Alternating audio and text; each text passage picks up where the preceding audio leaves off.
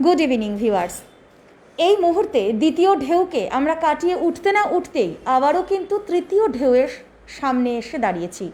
বিশেষজ্ঞ মহল যেটা বলছেন যে অগস্টেই হয়তো তৃতীয় ঢেউও প্রবেশ করবে এবং সেই প্রবেশটা উত্তরবঙ্গ দিয়েই যে হবে এমনটাও কিন্তু বিশেষজ্ঞ মহল বলছেন। তথাপি আমাদের সাধারণ মানুষের মধ্যে যেমন সচেতনতা বোধ একটু হলেও কম থাকছে, আবার একটা উদ্বেগও অবশ্যই কাজ করছে। গতকালই শিলিগুড়িতে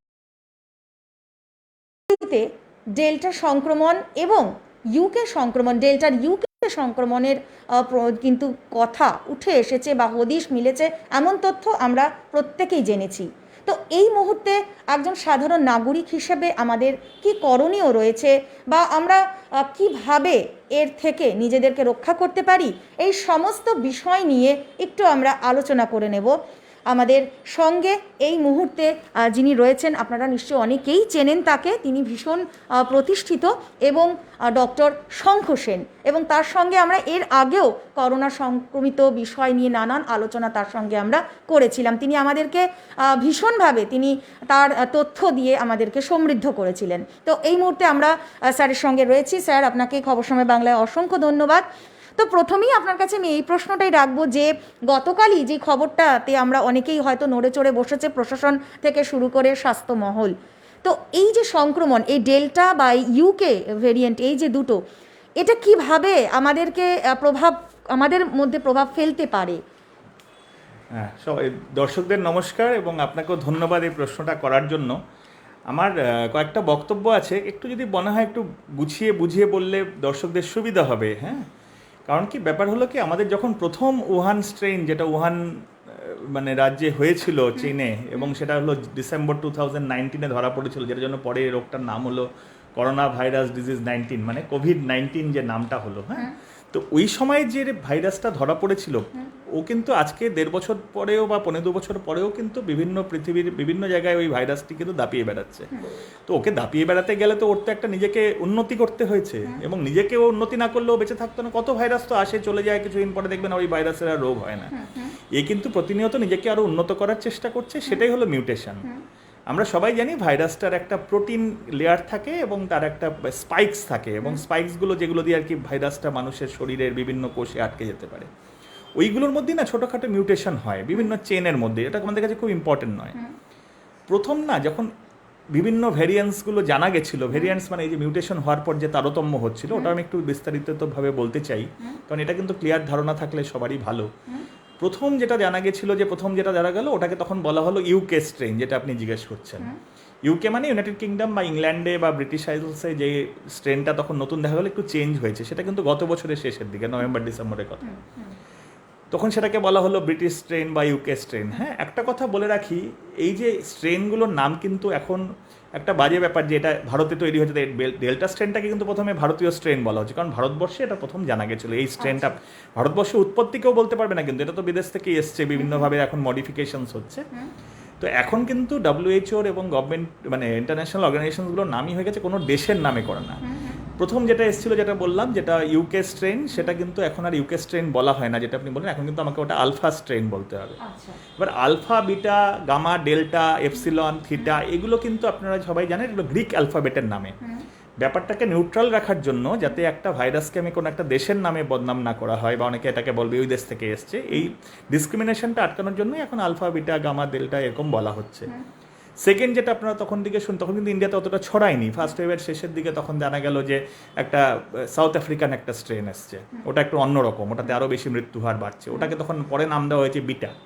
তার মানে আলফাটা হলো ইউকে, বিটাটা হলো সাউথ আফ্রিকা, পরে ব্রাজিলও অনেক বাড়লো। ব্রাজিলও আমাদের দেশের মতো ঘনবসতিপূর্ণ দেশ, ওখানেও কিন্তু যখন যেটা হলো ওটাকে বললাম আলফা, বিটা, গামা। হ্যাঁ, এবার যখন ইন্ডিয়াতে যে স্ট্রেনটা, এটা কিন্তু সিকোয়েন্সে হচ্ছে, একটার পর একটা। তো ইন্ডিয়াতে যে স্ট্রেনটা যেটাকে দেখা গেলো, এটার কিন্তু কিছু বিশেষত্ব আছে। সেই বিশেষত্বটা কিন্তু এটা কিন্তু আমাদের আজকে এই বছরের শুরুর দিকেই কিন্তু এটা জানা গেছে। হ্যাঁ, কাজে এটা কিন্তু ধরা পড়েছে, এবং এটা নিয়ে একটা হইচই হয়েছে, কেন ইন্ডিয়ান স্ট্রেন বলা হচ্ছে কিছু, কিন্তু এই ডেল্টা স্ট্রেন এটা কিন্তু পরে নামকরণ হয়েছে। এবং এখন আমরা জেনে গেছি যে এখন যেমন কদিন আগে ইন্ডিয়াতে একটা স্ট্রেনও পাওয়া গেছে, ইন্ডিয়াতে পাওয়া, ওটার নাম কাপ্পা স্ট্রেন। হ্যাঁ, মানে গ্রিক লেটারের যেটা কে এর মতো দেখতে, যে লেটারটা কাপ্পা।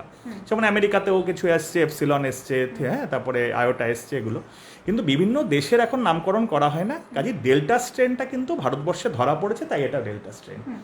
এবার আপনি জানতে চাইছেন এটার বিশেষত্বটা কি? বিশেষত্ব হলো এই যে দেখা গেল যে প্রথমে যেটা উহানের যেটা ন্যাচারাল বা নর্মাল স্ট্রেন ছিল, তারপরে ধরুন এই যে আলফা স্ট্রেন এলো, বিটা এলো, তারপরে বললাম গামা এলো, এখন ডেল্টাতে দেখা গেছে এটা কিন্তু কিছু ইম্পর্টেন্ট জিনিস। এটা এমনভাবে ভাইরাসটা নিজেকে মডিফাই করেছে, এটার ইনফেক্টিভিটি খুব বেশি।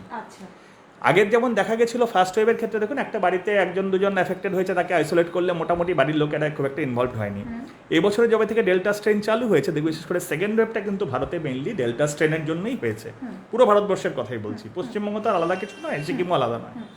তো ডেল্টা স্ট্রেনটা কিন্তু তখনই জানা গেছে। এবার এই ডেল্টা স্ট্রেনটার একটাই মানে ওদের ভাইরাসের ক্ষেত্রে সুবিধা, মানুষের ক্ষেত্রে অসুবিধা, সেটা হলো এটা ভীষণ ছোঁয়াচে।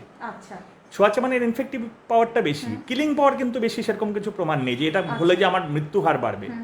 কাজেই এই ইনফেক্টিভিটিটা যদি বেশি থাকে, তাহলে তার প্রবলেম হলো তার বেশি সংখ্যক মানুষ এফেক্টেড হবে।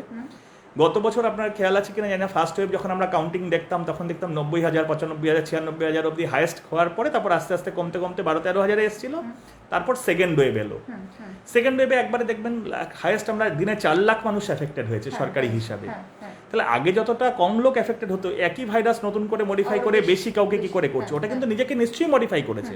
সেটাই কিন্তু এক্সাম্পল হলো একটা ডেল্টা স্ট্রেন। তার মানে বেশি লোক ইনফেক্টেড হচ্ছে, তার মানে ইনফেক্টিভিটি বেশি, মৃত্যুহার বেশি, কিনা এটা কিন্তু এখন অব্দি গবেষণায় প্রমাণিত নয়। এটা নিয়ে না কিছু কনসার্ন আছে, যেমন এই ডেল্টা স্ট্রেনটা নিয়ে শুধু ইনফেক্টিভিটি নয়, ভ্যাকসিন কতটা কাজ করবে, এটা আদৌ আর কোনো দিক দিয়ে মানে এটা মৃত্যুহার আরও বেশি বাড়িয়ে দিতে পারে কিনা, নাকি আগের স্ট্রেনগুলোর থেকে দুর্বল, এরপর যে ভাইরাসগুলো আমাদের ভাইরাসের যে স্ট্রেনগুলো আসবে সেগুলো নিয়ে।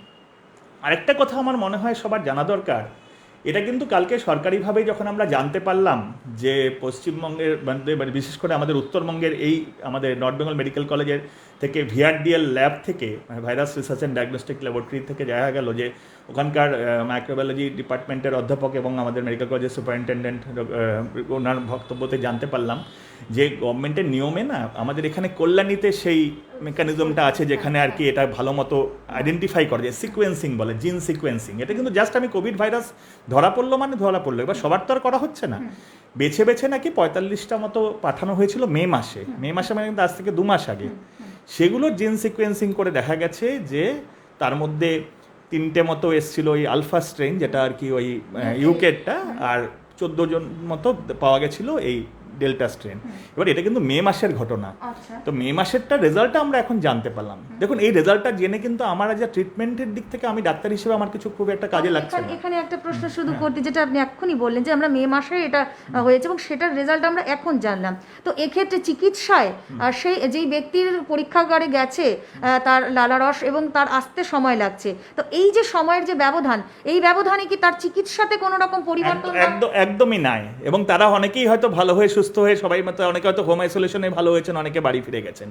ট্রিটমেন্টের কোনো হেরফের হবে না।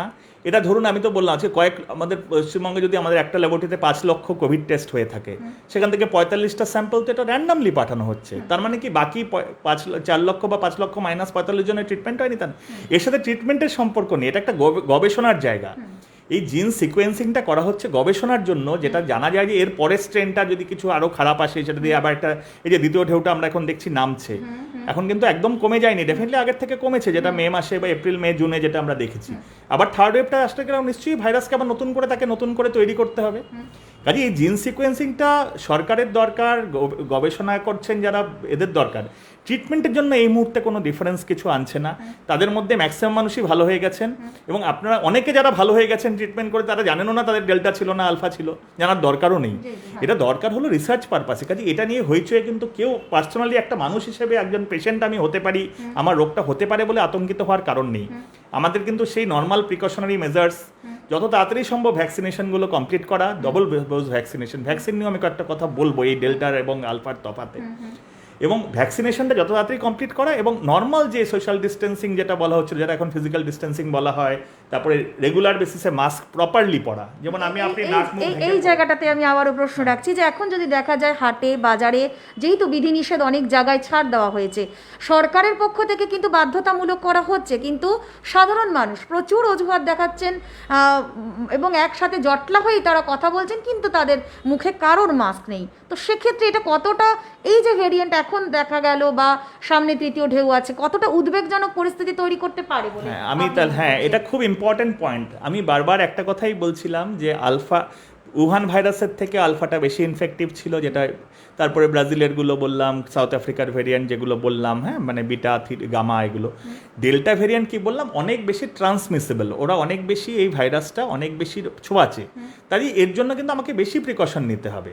আজকে 1.5 বছর ধরেও যদি একটা দেশের জনগণ যদি নিজেরা সজাগ না হতে পারে, এটা তো আর এখন দেখুন সোশ্যাল মিডিয়ার যুগ, কেমন বলতে পারে না আমি পেপার পড়ে নিতে জানি না আমার মাস্ক পড়তে হবে না, এটা কিন্তু যুক্তি নয়। আজকে 1.5 বছর ধরে বারবার মানুষ যদি নিজে সজাগ না হতে পারে, আপনি ভেবে দেখুন সেকেন্ড ওয়েভের আসার আগে কিন্তু আমাদের এখানে বিশেষ করে লোকালি আপনারা দেখেছেন মাস্ক পরা প্রায় বন্ধই হয়ে গেছিল।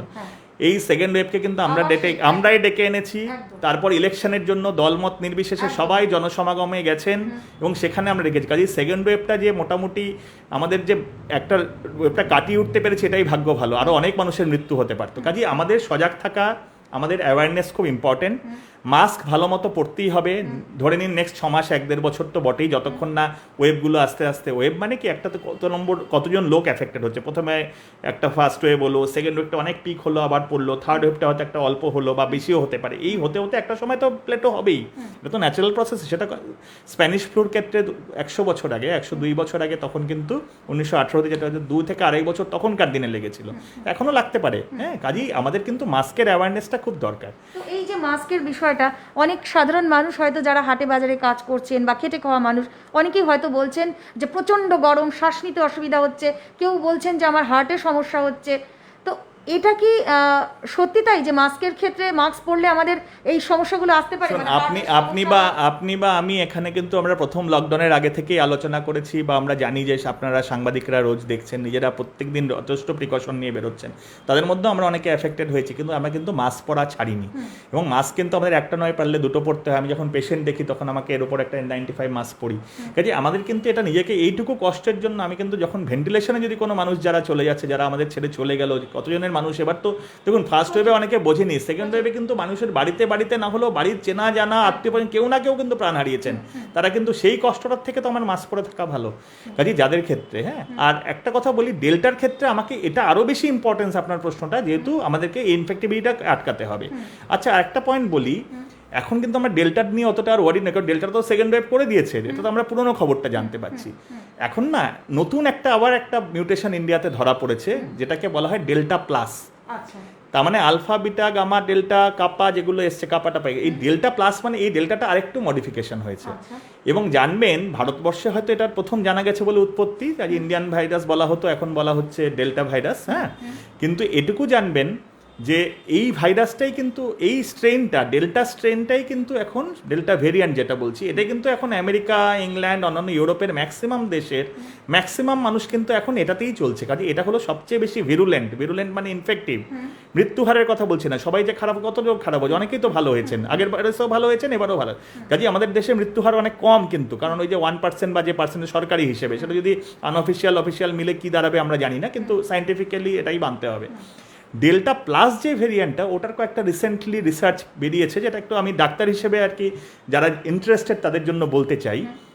আমাদের তখন এই যে 21 তারিখে আমাদের new England journal of medicine বলে না একটা মানে পৃথিবী বিখ্যাত জার্নাল আছে, NEJM, ওটাতে একটা পাবলিকেশন এসছে যে ডেল্টা প্লাস ভেরিয়েন্ট। এবার ডেল্টার পরে ওটাকে এখানে অন্য একটা গ্রিক অ্যালফাবেট দেয়নি, কারণ এটা একদমই ডেল্টার মতন, খুব সামান্য চেঞ্জ, বেশি চেঞ্জও নেই, কাজে এটার নাম ডেল্টা প্লাস দেওয়া হয়েছে।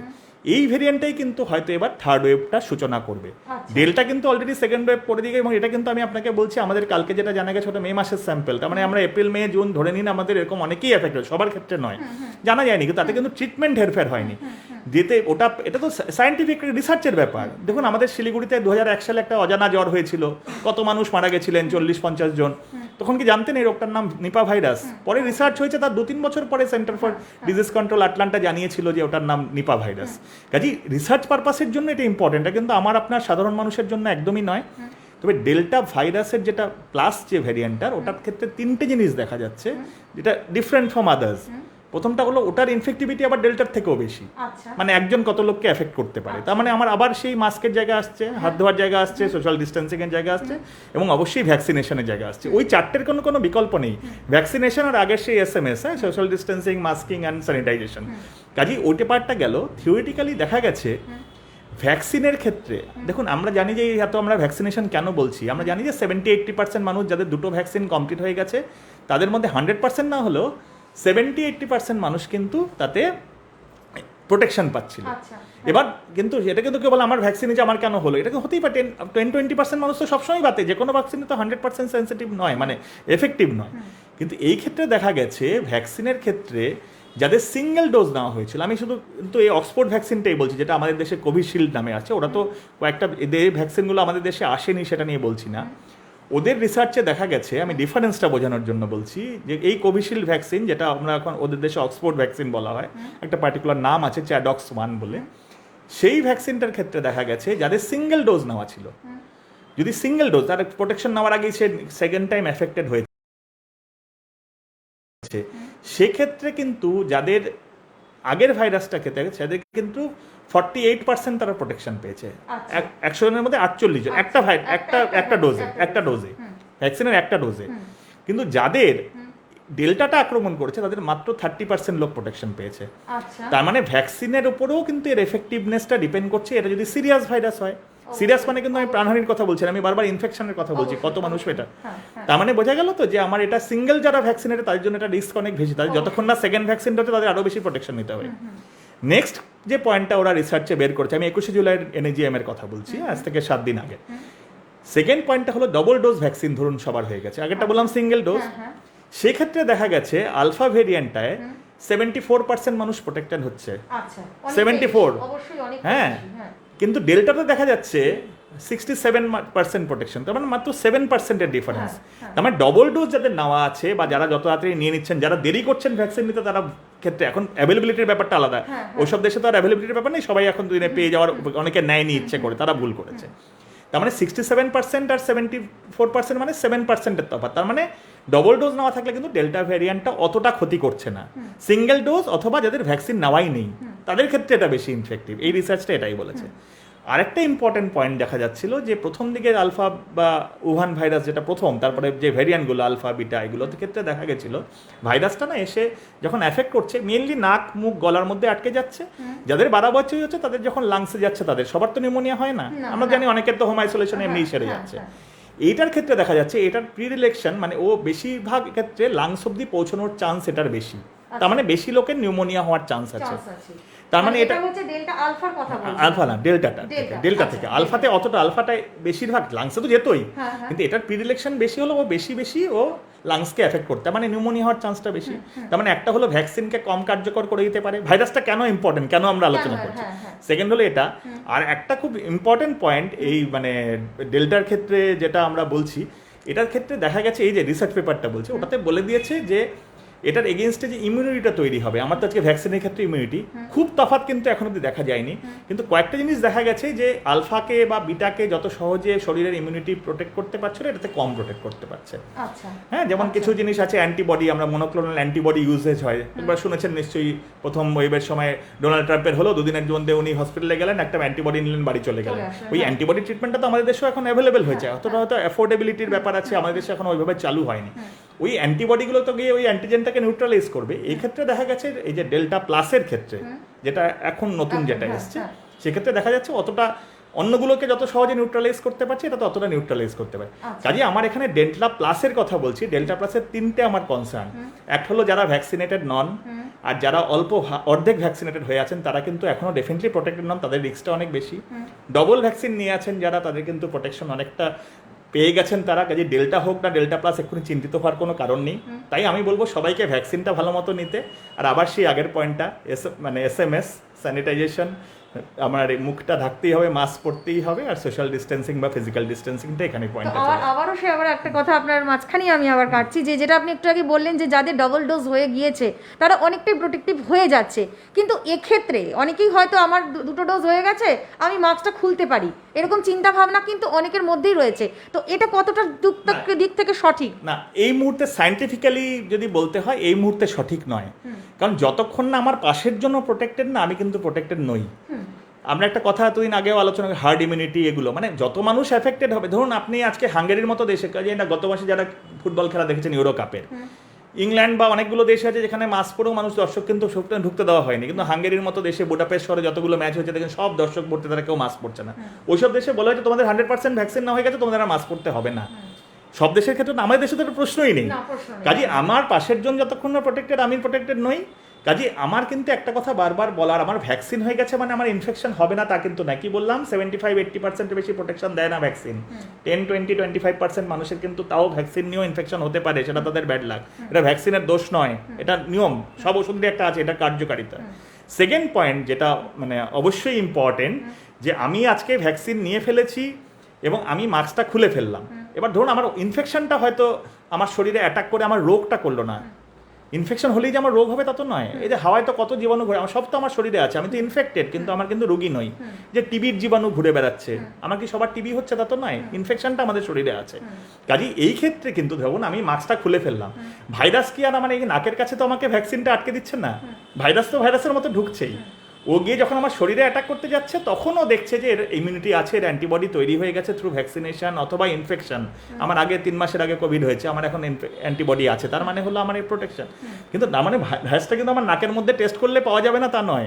তাই সবাই যে ভাবছেন আমার পজিটিভ হলেই যে আমার তার মানে আমার ভ্যাকসিন ফেল করেছে তা কিন্তু নয়, কিন্তু আমার রোগের তীব্রতাটা ডেফিনেটলি কম হবে, কারণ আমার অ্যান্টিবডি তৈরি হচ্ছে। এবং 80% কেস তো কম নয়, 100-এর মধ্যে 80% হোক নয়। কাজে এটা জানতে হবে ভ্যাকসিনটা আমাকে ভেতরে ইমিউনিটি দিচ্ছে, নাক দিয়ে ভাইরাস ঢোকা, মুখ দিয়ে ঢোকা আমি যদি খামখেয়ালি করি হবে না।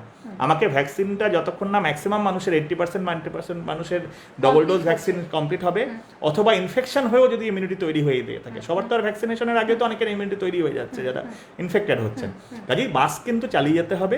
এবং এটা যে এখন সবাই ভাবছে কি আচ্ছা আজকে সবাই সকালে উঠে পেপারটা পড়ে, আজকে সকালের পেপারে পড়ে দিলাম না, আমাদের দেখলাম শিলিগুড়ি পুরনো এলাকায় লেখা আছে 17 জন এফেক্টেড কালকে।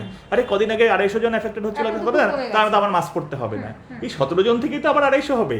কাজে আমার কিন্তু মাস্কটা নিয়ে যদি আপনারা যে সচেতনতা করছেন, আমরা আপনাদের চ্যানেলেও দেখি যে আপনারা রেগুলার মাস্ক নিয়ে ক্যাম্পেইন করেন, এটা কিন্তু সমস্ত সংবাদ মাধ্যমকে আমি হাত জোর করে রিকোয়েস্ট করি, মাস্কের ব্যাপারটা কিন্তু আপনারা বললেই মানুষ বুঝবে, শুনবে।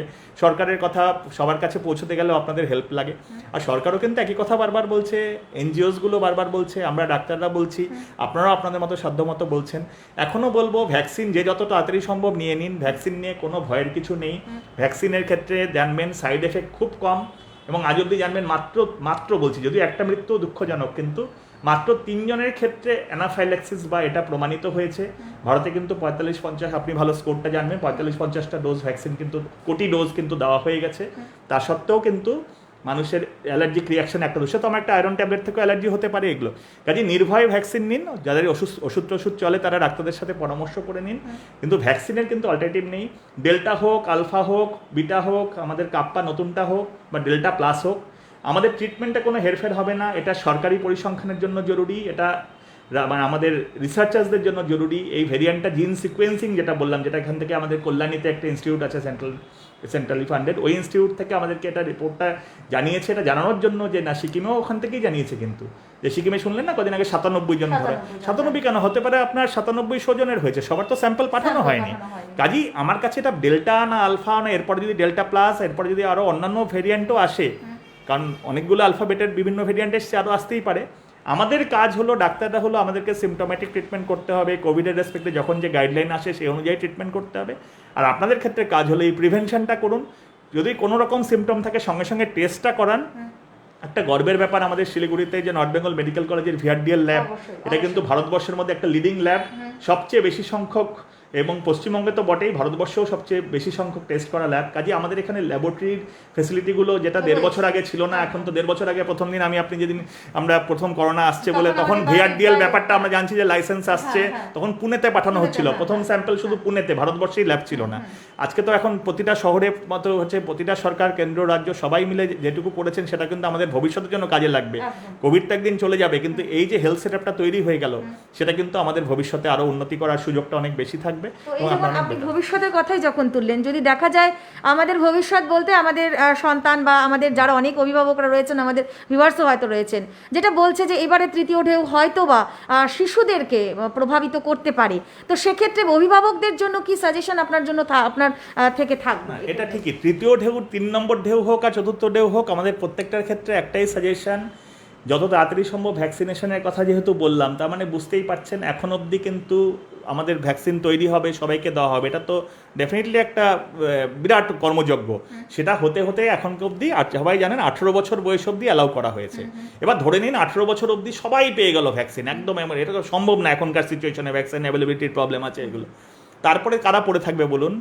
শূন্য বয়স মানে জাত যে একটা বাচ্চা থেকে শুরু করে 18 বছর বা 17 বছর অবধি ছেলে মেয়েগুলো, এই যে বাচ্চা ছেলে মেয়েরা যারা আমাদের ইয়াং জেনারেশন, তারা কিন্তু ভ্যাকসিন দিয়ে প্রোটেক্টেড নয়, তাদের ম্যাক্সিমামেরই কোভিড হয়নি, কাজে তাদের বডিতে ইমিউনিটি নেই, তো কাজে অ্যান্টিবডি তৈরি হয়নি, কাজে এদের কিন্তু ওটা কিন্তু 3 নম্বরটা ওনাদের অ্যাটাক করবে, 4 নম্বরটা করবে না, বা 2 নম্বরটা ওদের করতো না তা নয়, তাদের ক্ষেত্রে ইমিউনিটিটা নেই এই মুহূর্তে। কাজেই এফেক্টেড হলে কি তারা, আমাদের বলি আমাদের ভাষায় যে এরা হলো নন ইমিউন পপুলেশন, মানে তাদের ইমিউনিটিটা নেই। কাজেই যদি বড়দের আমাদের আইদার কোভিড হয়ে গেছে অথবা ভ্যাকসিনেশন হয়ে গেছে, তার মানে পড়ে রইলো বাচ্চারা। কাজেই এরপর 3rd হোক 4th হোক 5th হোক বাচ্চাদের মধ্যেই এফেক্টেড হওয়ার চান্স বেশি। এটুকু জানবেন, বিদেশে যাদের বড়দের ভ্যাকসিনেশন কমপ্লিট হয়ে গেছে কিছু কিছু দেশে, তারা কিন্তু এখন মানে ইয়াং ছেলে মেয়েদের অন্তত 12 বছর অবধি কিন্তু অনেকেরই কমপ্লিট করেছে।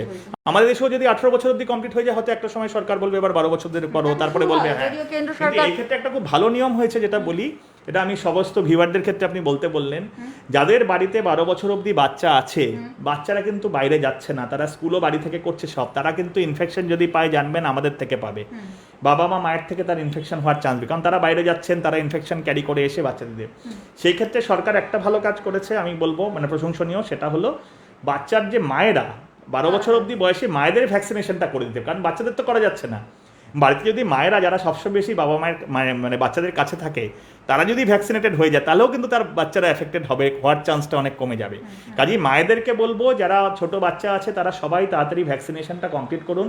ভ্যাকসিনের লাইনে গিয়েও বিরাট ভিড় ধাক্কাধাক্কি করে লাভ নেই, নিজেকেই বাঁচাতে হবে, ওখানেও মাস্কটা সবসময় পরে থাকুন, হাত দিয়ে অন্য কিছু ছবেন না, চেষ্টা করুন হাতটা বারবার ধুতে, স্যানিটাইজ করতে, সেই আগের কথাগুলোই বলছি। 2nd wave, 3rd wave, 4th wave এরকম চলতে একদিন আমরা কোভিড মুক্ত হব সেটাও জানি, কিন্তু বাচ্চাদের ক্ষেত্রে এখন ইমিউনিটি কম, এবং যারা এখনও ভ্যাকসিন নেয়নি তারাও কিন্তু ইকুয়ালি নন ইমিউন। কারণ ভাববেন না 3rd ওয়েভে শুধু বাচ্চাদের হবে, এটাও আবার একটা যেন ভুল না যায়। যারা আনভ্যাকসিনেটেড বা যাদের কোভিড হয়নি তারাও কিন্তু এখনও ওই কারণে আরও বেশি কেয়ারফুল। বললাম যাদের কম ভ্যাকসিনে নেওয়া হয়েছে বা একটারও, তাদের কিন্তু এখনও রিস্ক বেশি, একটা স্ট্যাটিস্টিক্স আপনাদেরকে বললাম। কাজে 3rd ওয়েভ এলেও কিন্তু এরকম বা এর থেকে খারাপও হতে পারে বা খুব অল্পের উপর দিয়েও যেতে পারে, এটা ডিপেন্ড করবে আমরা কিভাবে নিজেদেরকে ওই ভাইরাস থেকে একদম। কাজে 2nd ওয়েভকে কিন্তু এত তাড়াতাড়ি আমরা ডাকতাম না, হয়তো আসতোই, কিন্তু আরেকটু সময় পেতাম।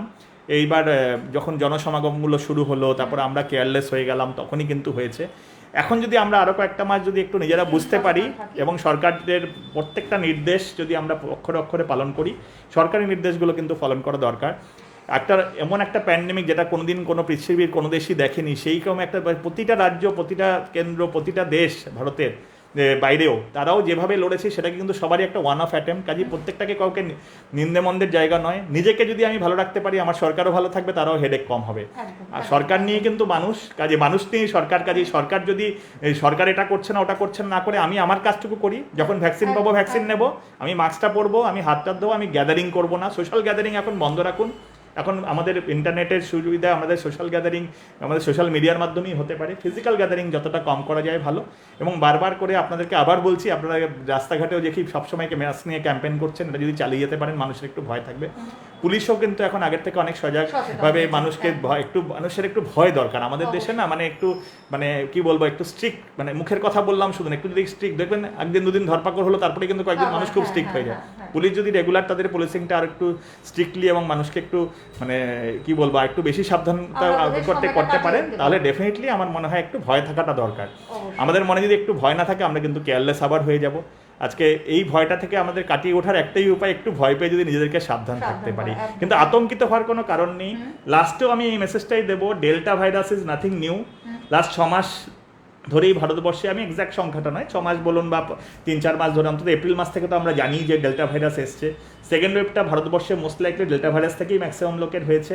ডেল্টা ভাইরাসটা শিলিগুড়িতে ধরা পড়েছে, মানে এটা রিসার্চের রিপোর্ট এসছে। ডেল্টা ভাইরাসটা চলছে অনেক দিন ধরেই এবং অনেকেই এর মধ্যে ভালো হয়ে গেছেন। আমি আজকে বলতে পারি আমি যে নার্সিংহোমে পেশেন্ট দেখেছি, হ্যাঁ, লাস্ট কদিনে, লাস্ট 6 মাসে যেটা দেখিনি বা 1 বছরে দেখিনি, আজকে প্রথম কিন্তু সেই নার্সিংহোমের আইসিইউতে আজকে একজনও পেশেন্ট নেই। এটা যদি এরকম মেনটেন করতে পারে, আবার যেদিন দেখবো যে আবার আইসিইউতে পেশেন্টটা খারাপ হয়ে ভর্তি হচ্ছেন, তাহলে বুঝতে হবে আমরা আবার খারাপের দিকে যাচ্ছি। এটা কিন্তু একটা বড় খবর। শিলিগুড়ি একটি নার্সিংহোমে যেখানে আমি যাই, সেখানে আমার পেশেন্ট ছুটি দেওয়ার পর দেখলাম পাশে কোনো বেডে কোনো পেশেন্টই নেই। এরকম দিনটা যদি আমরা কন্টিনিউ করতে পারি, এটা একটা ভালো খবর বললাম, মানে মানুষকে একটু উৎসাহ দেওয়াটাও দরকার যে আমরা অনেকটা লড়াই করতে পেরেছি, লড়াইটা যেন আমরা হেরে না যাই। আমরা কিন্তু ভারতবর্ষের একটা ব্যাপার আছে না, আমরা জানতাম যে 2003 ওয়ার্ল্ড কাপে সৌরভরা এত ভালো খেললো কিন্তু ফাইনালে গিয়ে হেরে গেল। ফাইনালে হেরে যাওয়া কিন্তু চলবে না, আমাদের এটাতে চ্যাম্পিয়ন হতেই হবে। একদম অসংখ্য ধন্যবাদ স্যার। একদম খুব ভীষণ খাঁটি কথা উনি বলেছেন যে এই যে যুদ্ধটা, এটা বোধহয় আমরা সবাই মিলে লড়ছি আর আমাদের এইভাবেই লড়ে যেতে হবে।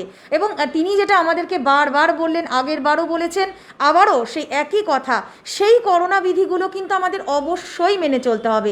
এখনও যারা রাস্তাঘাটে বেরোচ্ছেন, বাজারে বেরোচ্ছেন, মাস্ক পরতে ভুলে যাচ্ছেন, পকেটে মাস্ক থাকছে, হাতে মাস্ক থাকছে বা ইত্যাদি যেখানেই হোক আপনারা মাস্কটা রাখছেন, প্লিজ আপনারা প্রত্যেকে মাস্ক পরুন। এবং চিকিৎসকেরা তারা যা পরামর্শ আপনাদের সকলের ভালোর জন্য দিচ্ছেন, অবশ্যই সেটুকু কিন্তু আপনারা মেনে চলুন। স্যার, আপনাকে আবারও বলবো অসংখ্য ধন্যবাদ। আপনার এই মূল্যবান এই তথ্যগুলো আমাদের ভিউয়ার্সদের নিশ্চয়ই কাজে লাগবে। আর আমরাও নানান আপডেট নিয়ে আপনাদের সঙ্গে এইভাবেই থাকবো। নিশ্চয়ই আপনারাও রয়েছেন, অবশ্যই চোখ রাখুন আর সতর্ক থাকুন, সুস্থ থাকুন। ধন্যবাদ।